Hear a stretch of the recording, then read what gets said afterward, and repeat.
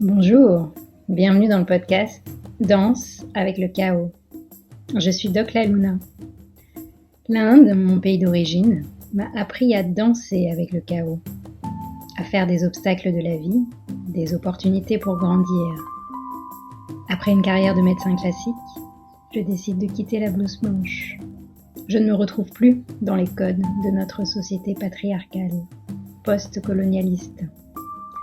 Les sujets qui me passionnent, se réapproprier les sagesses de son corps, de ses sens, de ses cycles, écouter les messages de son âme, incarner sa mission de vie et sa puissance, contribuer à partir d'un espace de guérison et d'alignement, être au service de la vie, déployer sa vision intégrative, incarner sa spiritualité dans ce monde.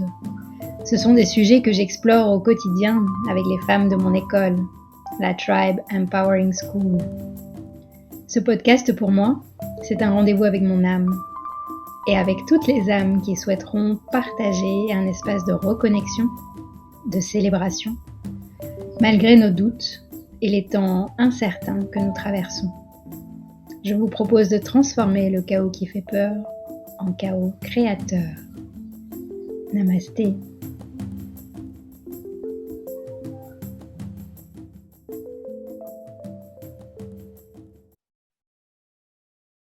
Et voilà, c'est parti. Bienvenue pour ce nouvel épisode de Danse avec le chaos. Et aujourd'hui, je me réjouis de prendre un petit moment pour vous présenter une femme que j'apprécie beaucoup, une femme qui m'inspire, que vous connaissez peut-être déjà sur les réseaux sociaux. C'est Anne-Claire Méré. Bienvenue Anne-Claire. Merci pour ton invitation. Et toi aussi, tu es une grande source d'inspiration. Merci beaucoup, Nathalie. Anne-Claire, on va danser ensemble le chaos si tu veux bien. Allons-y. Je me rappelle, il y a quelques années, je t'avais interviewé autour de Yoni Power. Là, on est dans un sujet qui pour moi est vraiment d'actualité. Et voilà, tu m'inspires dans différents secteurs, mais depuis 2 ans, dans ce chaos qu'on traverse collectivement et individuellement, j'ai trouvé ça super intéressant de te laisser le micro pour que tu nous partages un peu ta vision en tant que femme, coach, entrepreneur. Mais avant ça, la tradition dans la maison ici, c'est quand je fais un épisode en solo, je propose une bulle de reconnexion. Et quand j'ai un invité ou une invitée, je me tourne vers l'invité pour savoir si en 2-3 minutes, tu pourrais nous partager une technique, une astuce que tu utilises pour revenir à toi dans une situation de stress, de chaos. Qu'est-ce que tu nous proposerais? Oui, avec joie. Alors, la première chose que je fais, c'est vider mon bol. Quand je dis ça, c'est quand il y a trop de choses dans ma tête qui se mélangent, je vais les sortir de ma tête. En fait, je fais le geste physique. Je décide de sortir. Donc, les gens qui nous écoutent en audio, là, je sors un truc de ma tête et j'imagine qu'il y a un bol devant moi ou à côté de moi. Et je vais juste vider la suragitation mentale. Ça peut être les choses, c'est souvent les choses en lien avec la planification pour moi. Je crois que je suis obligée de faire des choses dans ma vie et donc j'ai des listes de to-do dans ma tête et donc je sors les listes et je les mets dans le bol. Mais on peut aussi mettre les jugements, on peut aussi mettre les stress qu'on a en ce moment, tout. Et on décide de faire le vide consciemment pour les minutes ou les heures qui viennent. Donc là, tu vois, je viens de vider mon bol. On peut le faire ensemble. Ouais, bonne idée. Et comme ça, je suis pleine et entière avec toi. Je pense plus à ce que j'ai à faire après. Je pense plus à tous ces trucs. Là, j'ai des post-it dans tous les sens, mais j'ai pas besoin que ça m'accompagne. Voilà.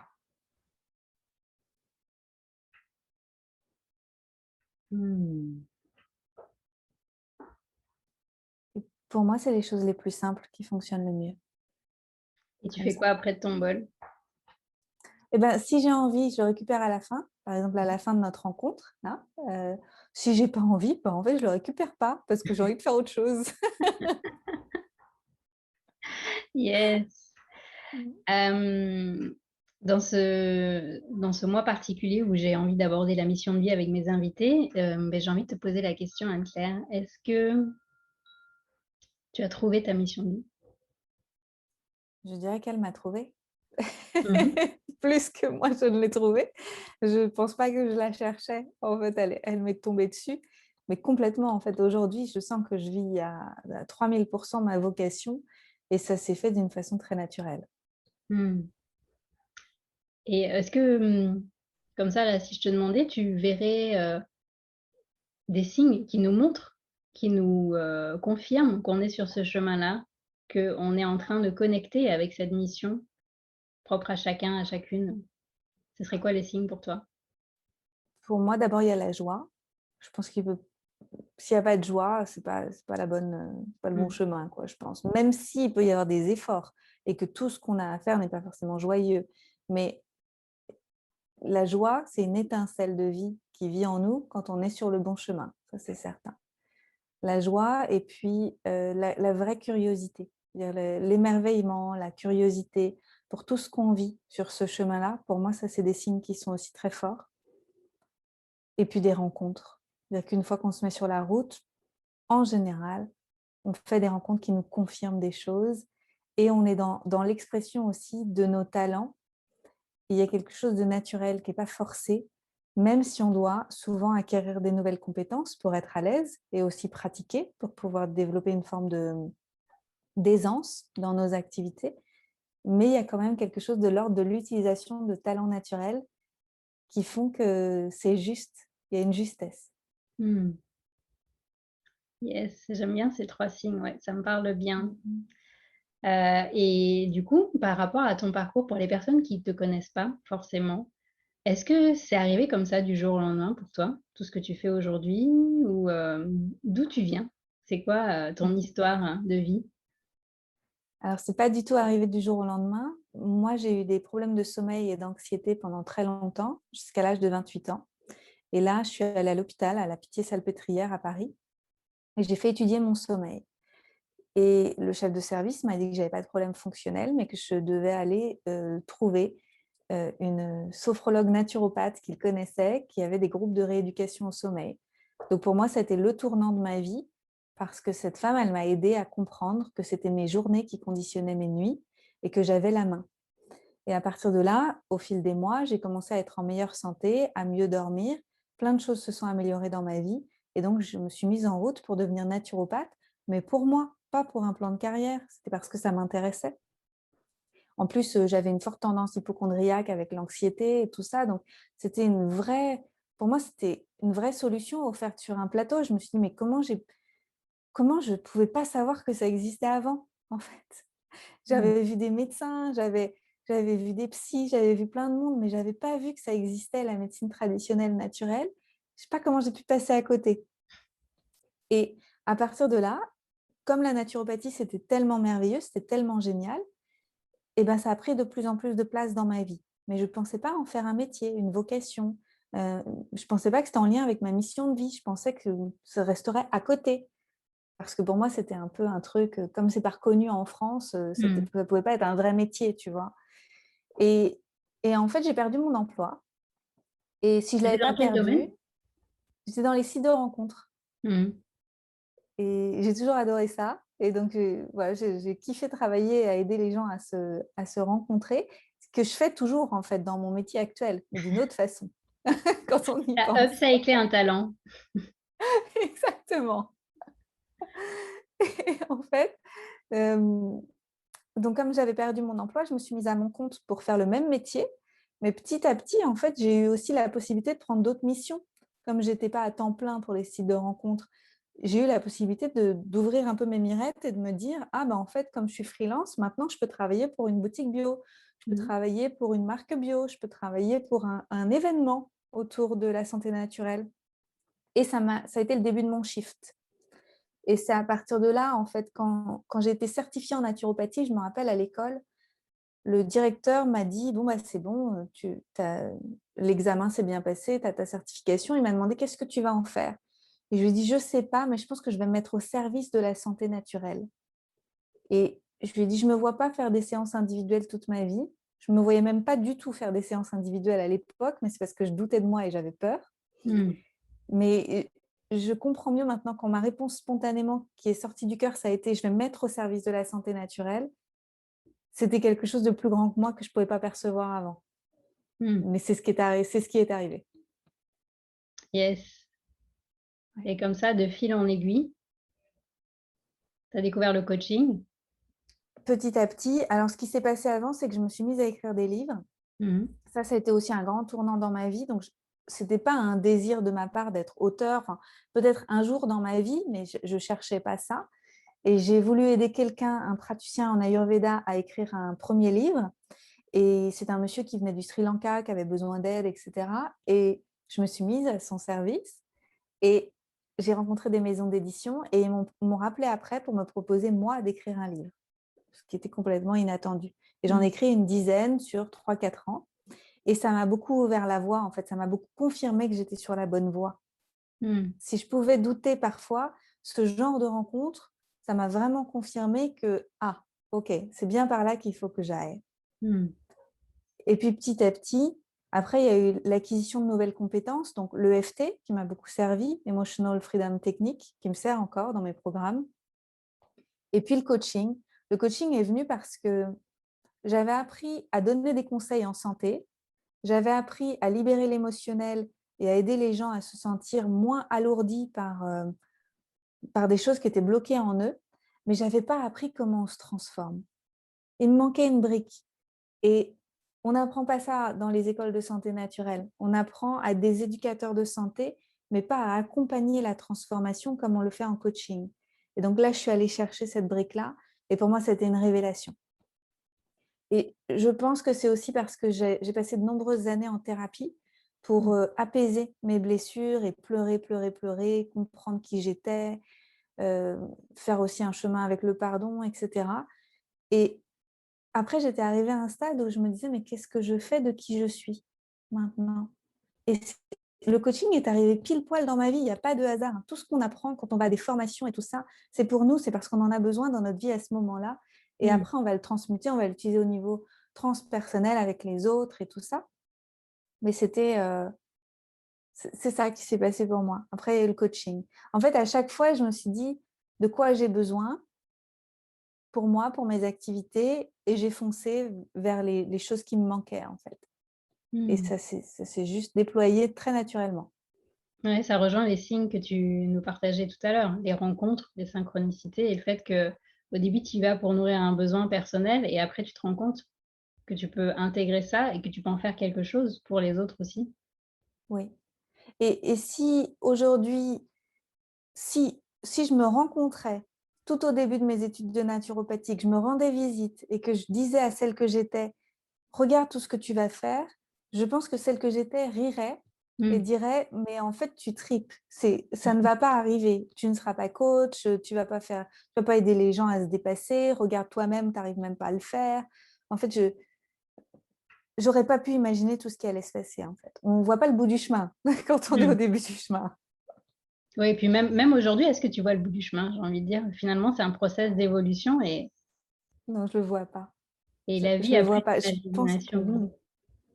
voilà, c'est ça. Merci. La vie a plus d'imagination que nous. Non, je n'arrive pas à le percevoir. Il y a des choses que j'arrive à pressentir un petit peu, mais c'est pas précis, c'est pas. J'ai des désirs, mais ça veut pas dire que c'est ce que la vie a comme grand plan pour moi. Mmh. Ça aussi, c'est très intéressant quand, je lis tes posts, de voir comment tu joues aussi dans cette co-création avec la vie. Que toi, tu poses toutes tes intentions, tes actions, mais que tu es ouverte aussi à ce que la vie va t'offrir pour t'adapter et pas rester Ouais. figée sur ce que tu avais prévu. Ça demande une Ouais. sacrée résilience, hein?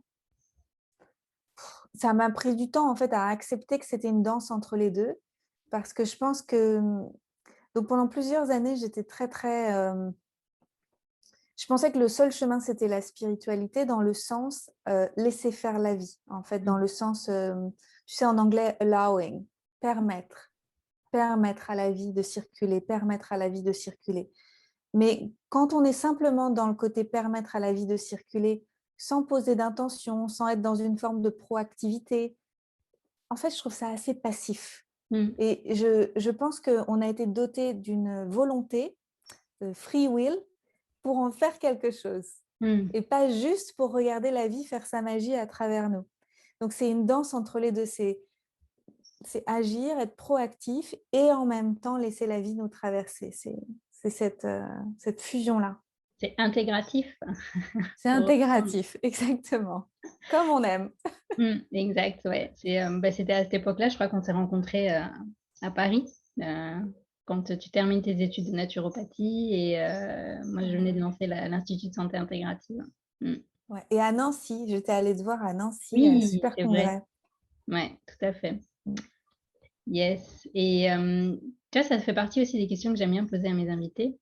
Parce que pour les personnes qui nous écoutent aujourd'hui, qui sont peut-être au début de ce chemin dont tu disais, si tu allais voir la Anne-Claire il y a quelques années, j'aime beaucoup faire cet exercice moi aussi, d'aller me consoler la Nathalie d'il y a quelques années qui doutait, qui continue à... Et quand ça m'arrive aujourd'hui, j'imagine la Nathalie du futur qui vient me voir et qui me Moi rassure. aussi.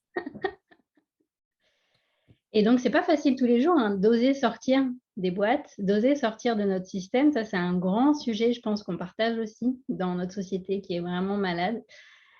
Comment tu as fait, toi, pour tenir à Berlin à l'époque des premiers confinements et qu'est-ce qui a fait qu'à un moment donné, vous avez décidé de partir avec ton compagnon et là, vous êtes au Costa Rica? Alors, moi, j'ai décidé de partir dès le début. C'est-à-dire Mhm. que on a été confinés à Berlin parce que moi, j'étais en voyage en Europe. À l'époque, je vivais entre l'Europe et la Thaïlande où j'avais trouvé une maison et où j'avais commencé à faire des retraites. Donc, j'en avais déjà fait une première et j'en avais une autre qui était prévue dans les mois qui suivaient. Bien évidemment, je ne suis jamais retournée en Thaïlande. Je n'ai jamais revu ma maison. J'ai même vendu mes choses à distance, donné mes choses à distance et libéré la maison. C'était un deuil à faire. Donc, à partir du moment où on a été confinés, au début, on a pris ça un peu comme un jeu. On s'est dit, bon, ben, on va être un peu dans une bulle, un cocon d'amour pendant quelques semaines, quelques mois, et puis c'est OK. Et puis ça a duré. Et quand j'ai vu que ça durait, moi, j'ai dit tout de suite que je voulais partir à mon compagnon, mais il était en CDI. Mhm. Donc, pour lui, quitter, ça voulait dire lâcher sa sécurité financière et tout ce qu'il connaissait. Et même s'il avait engagé déjà sa reconversion, il n'était pas encore tout à fait prêt à se jeter dans le grand bain. Et donc, j'ai dû prendre mon mal en patience. Et pour moi, c'était difficile d'être à Berlin. Donc, on est resté 18 mois. Et, et en fait, il y a eu des choses très positives, notamment le fait de trouver en ligne des communautés extraordinaires de personnes bien réveillées Mhm. vis-à-vis de ce qui se passe, parce que localement, j'ai eu beaucoup de mal à trouver des gens bien réveillés. Mhm. Donc, je me suis même fait virer de certains groupes, ce qui m'a amenée à créer mes propres groupes, alors que je ne parle pas allemand et que je ne suis pas à la base berlineuse dans le sens comme les Mhm. vraies berlineuses qui étaient installées là par choix. Moi, j'étais berlineuse par circonstance. Et puis, j'en ai tiré le meilleur. C'est-à-dire qu'en fait, quand la vie te donne des citrons, bah, tu fais de la citronnade. Tu vois, c'est ça. J'en ai tiré le meilleur. Je suis à la maison, j'ai des activités qui sont en ligne. Comment je fais pour profiter de ce moment-là aussi? Et en fait, moi, j'ai senti tout de suite qu'il y avait quelque chose d'extraordinaire. C'était l'opportunité. Donc, une crise, c'est toujours quelque chose de chaotique, mais en même temps, c'est une opportunité. C'est en médecine chinoise, il y a la dualité comme ça. Moi, j'ai vu tout de suite l'opportunité. J'ai vu l'opportunité pour les praticiens de santé naturelle de se mettre debout, de dire, nous, on n'est pas d'accord. Il n'y a pas une façon de soigner. Il y a une infinité de façons de soigner.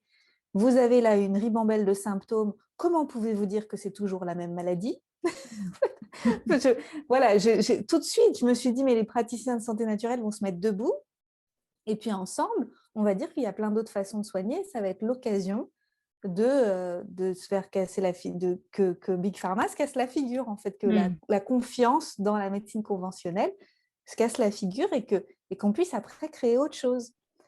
Et je me suis donnée à fond, en fait, dans mon travail qui est celui d'aider les entrepreneurs de la santé naturelle, les entrepreneurs du bien-être. Et mes activités ont boomé, genre Mhm. super boomé en 2020 et 2021 parce que j'étais aussi plus focus d'être à Berlin, de ne pas avoir de distraction extérieure. En fait, si vous fermez tous les restos, tous les lieux de sortie et qu'il fait froid en plus, et qu'il fait froid, que aller dehors et se promener au milieu des arbres nus par 0 degré, c'est pas trop mon kiff. Mhm. Donc, donc j'ai bien travaillé. Yes. Et là, tu récoltes du coup tous ces fruits. Et oui, je me rappelle, on avait discuté de ça à cette époque-là. C'était vraiment un cadeau. Moi aussi, qui adore voyager. Finalement, bah, ça nous a vraiment obligés à rester devant nos écrans, à nous dire qu'est-ce qu'on fait, qu'est-ce qu'on peut faire de mieux avec cette situation mondiale. Et bah, je pense que chacun a sa manière à essayer de faire des choses, hein, et c'est peut-être les cadeaux justement derrière ce chaos. Complètement. Et il y avait un autre cadeau aussi, c'est le côté affirmation, dire qui on est vraiment. Hmm. Et ça a été un cadeau parce que ça ne plaît pas à tout le monde. Ça a permis de réaliser qui on était vraiment et nos valeurs, et de rester attaché à nos valeurs, en fait, d'honorer nos valeurs et de les dire publiquement. Hmm. Et ça, c'était une vraie opportunité de le faire parce qu'avant, tant qu'il n'y avait pas la crise, on pouvait être un petit peu, j'allais dire, un peu caméléon. C'est Ouais. je suis comme ça, mais je suis comme ça aussi. Et ce qui est vrai, hein, mais quand il y a une crise comme ça qui se révèle, il y a des choix à faire en termes de valeurs, de positionnement, de mots qu'on Hmm. utilise, de choix aussi, tout simplement, hein. Et ça, c'est un vrai cadeau d'avoir à faire ces choix. Ouais, moi, je parle des non négociables. Là, il y a à un moment donné, ça touche des endroits où tu peux plus négocier avec toi-même, quoi. C'est ça. Ouais. Ouais, donc chouette, on rentre dans ce nouveau monde. Complètement, complètement. Et puis on se trouve.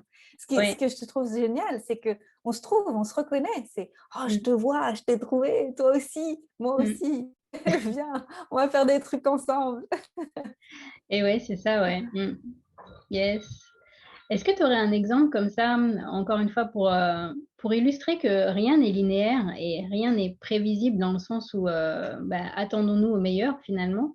Est-ce que là, il y a un souvenir qui te vient de ta vie d'avant où tu t'es vraiment senti dans un méga chaos intérieur ou extérieur ou les deux, mais qu'aujourd'hui, avec du recul, tu dis waouh, si j'avais pas eu ça, je serais pas là aujourd'hui, à cet endroit. Oui, il y a eu plein de tournants comme ça que j'ai eu dans ma vie. Je pense à un notamment quand j'avais 24 ans, où je travaillais dans une banque et on m'avait confié des petites animations dans... Ouais, c'est un peu bizarre de travailler dans une banque pour moi. J'ai fait un an en banque au Crédit Mhm. Agricole. Et on m'avait confié des petites animations en agence, en fait. Et j'avais demandé plus de responsabilités pour faire plus d'animations parce qu'on m'avait dit que c'était bien. On m'avait donné 2 ou 3 animations. Et puis, je voulais en faire plus. Et j'ai été reçue par la direction qui m'avait dit, Mademoiselle, c'est super vos idées, mais les idées, elles viennent d'en haut. Elles viennent du siège, elles viennent pas d'en bas. Et j'avais été hyper déçue et j'avais pas compris pourquoi on me parlait comme ça parce qu'en fait, mes idées étaient vraiment bonnes. Mhm. Et et ça a été pour moi le chaos parce que je ne comprenais pas. Il y avait quelque chose qui ne faisait pas de sens pour moi parce que ceux qui étaient en haut ne comprenaient pas la réalité de l'agence. Et ça m'a amené après à reprendre mes études parce que je me suis dit, je ne veux pas être en bout de chaîne, je ne veux pas être celle à qui on dit ce qu'elle doit faire toute la journée alors que ça ne fait pas de sens par rapport à ce qui était décidé tout en haut. Et donc déjà, j'avais ce désir de sens et ça l'a révélé en fait. Mais il a fallu que je traverse ces phases-là de déception, de ne pas comprendre pourquoi on parlait comme ça, d'avoir à aller chercher des compétences que je n'avais pas encore, etc. Ouais. Mhm. Ouais, donc c'est un beau message aussi à retenir, que même si là, à Ouais. un moment donné, on est dans une phase de galère, de questionnement, de quête de sens, c'est que derrière, il y a de l'or, Il y a de probablement. l'or. Mais il y en a toujours en fait derrière nos challenges. Je pense à autre chose, par exemple, quand j'ai commencé à écrire des livres, pour moi, j'avais cette image où je me disais, quand on écrit des livres, on est forcément dans une forme de succès. Tu vois, je me disais, en fait, je vais avoir du succès dans mes activités, je vais en vendre beaucoup et ça, tout va s'ouvrir pour moi. Mhm. Et ça n'a pas été le cas. Et en fait, ce que je ne savais pas, c'est que quand on écrit des livres, on ne gagne pas beaucoup d'argent. Et je ne savais pas avant. J'avais une image, je ne sais pas, je viens de la province, moi je ne savais pas, les gens qui écrivent des livres, c'est ouais, c'est juste des artistes qui ne Mhm. gagnent pas très bien leur vie, je ne savais pas. Et, et ça a été une déception. Et aussi, j'en ai comme un peu voulu au monde où je me disais, moi, en fait, comment ça se fait que mon livre n'est pas plus connu, surtout la naturopathie pour les nuls. Alors, il se trouve que c'est un best-seller, mais un best-seller, en fait, il ne faut pas en vendre tant que ça pour que ce soit un best-seller. Donc, c'est comme ça. Et en fait, par rapport à l'image que moi, je me faisais du succès, j'étais hyper frustrée. Et en fait, je me sentais un peu Calimero à un moment. Et je me disais, mais pourquoi les gens ne m'aident pas? Hmm. Pourquoi les gens ne parlent pas du livre? Pourquoi les gens l'achètent pas plus? Pourquoi je ne suis pas plus invitée pour parler de ces choses-là? Pourquoi, en fait? Et de tous ces pourquoi, j'ai compris que c'était à moi, en fait, de sortir du bois. Que ce n'est pas le livre qui va me sauver et qui va dire « Ah, regardez comme elle mérite d'être découverte ». Non, c'est moi qui avais besoin de réaliser que j'étais la lumière que je suis et de me laisser découvrir, en fait. Ce n'était pas quelqu'un de l'extérieur qui allait venir me sauver. Hmm. Et donc ça a été aussi assez balèze à comprendre. Donc merci à tous les gens qui ne m'ont pas invitée, tous les gens qui n'ont pas parlé du livre, parce qu'en fait, ça m'a obligée à sortir moi-même de mon trou, en fait, de ma cachette où j'étais cachée. Ouais, c'est une autre énergie qu'on partage aussi autour de l'empowerment, en fait. De sortir de ce schéma de victime, de sauveur, de bourreau pour se dire, bah attends, qu'est-ce que je vais faire moi pour mettre en avant mes talents, mes dons, mes cadeaux? Et ensuite, aller à la rencontre de ceux qui sont prêts aussi à interagir. Mais ça doit venir, c'est un mouvement qui vient de l'intérieur. Ouais, Mm. c'est ça. Yes. Ben écoute, c'est toujours un plaisir d'échanger avec toi et j'ai hâte de voir les commentaires des personnes qui vont nous écouter. Mais on arrive à la dernière partie déjà de notre échange ensemble et donc j'aimerais que tu nous partages tes actualités à venir hein, parce que te connaissant maintenant, je suis sûre qu'il y a pas mal de choses sur le four, le feu. Il y en a pas mal, oui. Là, je travaille sur plusieurs programmes de groupe, donc des coachings de groupe. Donc moi, je m'occupe principalement des entrepreneurs du bien-être et de la santé, donc, et les coachs. Donc là, j'ai un bootcamp qui arrive où je vais botter le cul des gens qui souhaitent avoir un meilleur alignement et gagner du temps, en fait, dans leurs activités. Mais c'est pour les gens qui ont déjà décollé, Mhm. mais qui sentent que ça rame un peu et que ce n'est pas toujours bien aligné, qui ne reçoivent pas exactement les gens qu'ils souhaiteraient recevoir, qui sentent qu'ils donnent beaucoup, mais qui ne reçoivent pas beaucoup. Voilà, un peu pour ce public-là. Mhm. Et ça commence fin mars. Et en même temps, je vais avoir un mastermind qui arrive pour les leaders de cœur, donc Lead from the Heart. Et ça va être pour les entrepreneurs du bien-être qui sont beaucoup plus avancés et qui veulent démultiplier leur impact, démultiplier aussi leur capacité d'abondance pour pouvoir créer des projets du nouveau monde. Parce que ça, c'est quelque chose qui me tient à cœur, c'est de réaliser que toi, moi, les personnes comme nous, en fait, qui commencent à avoir du succès, on est là pour créer des choses aussi dans la matière et pour inviter les gens à réaliser que c'est à nous de nous saisir de l'abondance sous toutes ses formes, pour pouvoir créer des choses pour le nouveau monde. Et pas juste la pensée magique que Jésus va revenir sur Terre et Mhm. que l'énergie du Christ va changer d'un coup de baguette magique tout ce qui va se passer dans le futur. C'est parce qu'il y a quelque chose qui vit en toi et que tu vas matérialiser que ça va permettre la transformation et que ça va rayonner autour de toi et que plein de projets vont naître. C'est pas parce que je vais le faire, c'est parce que d'autres personnes vont le faire que rapidement, ça va créer une vague de transformation. Et donc, je veux aider aussi les entrepreneurs plus avancés à prendre la mesure de tout ce qui est possible. Chouette. C'est Ouais. un des gros projets en perspective. Je les invite vraiment à, si ce n'est pas encore le cas, à aller suivre Anne-Claire sur son Instagram, aller voir tout ce qu'elle fait sur son site. Je mettrai tous les liens sous l'interview. Et tu as un podcast aussi. Oui, j'ai un podcast qui a été mon invité dans la saison 1. Le podcast s'appelle Live from the Heart. Yes, donc pareil, je vous invite à aller écouter toutes ces pépites. Tu as des solos podcasts et des invités aussi régulièrement. Donc, bah, écoute, merci de briller ta lumière, Anne-Claire. À toi aussi. Merci. Merci d'incarner ces personnes qui vibrent leur mission de vie. Pour moi, c'est important et tu fais partie de ces exemples que j'aime bien citer justement en mode les personnes qui upcyclent leurs talents, qui sont partis d'un endroit et qui justement font le pont entre leur histoire. Parce que pour moi, c'est vraiment pas un hasard, c'est comme tu disais dans ton parcours. Tous les choix que tu as faits, finalement, même si à cette époque-là, c'était pas forcément toujours conscient, aujourd'hui, tu donnes du sens à tout ça. Et c'est ça qui fait la différence. Et qu'en fait, dans ce chemin-là, il y a pas d'erreur, d'échec possible. C'est juste des apprentissages et on y va, quoi. On y va. Toujours avec beaucoup d'enthousiasme. Ben justement, je te laisse le mot de la fin. Avec quoi tu aimerais terminer? Ah, j'ai envie d'inviter tout le monde à occuper sa place parce que je peux faire autant que Anne-Claire peut faire. Tu peux faire autant que Nathalie peut faire, mais on a besoin de toutes les autres personnes dans le monde qui occupent leur place aussi. Et c'est cette cohérence en fait qui va se mettre en place, c'est une forme d'harmonie quand tout le monde est à sa place qui va s'installer, qui va être tout à fait logique, évidente, naturelle. Et on sous-estime la puissance qu'on a quand on est à sa place. Donc, si vous ne savez pas quelle est votre place, mettez-vous en chemin pour la trouver. Et si vous la connaissez, eh ben, occupez-la sans vous en excuser. En fait, allez-y à fond. Yes, j'adore ce message. Allez, on prend. Merci Anne-Claire. À bientôt. À bientôt. Belle continuation dans le Costa Rica. À toi.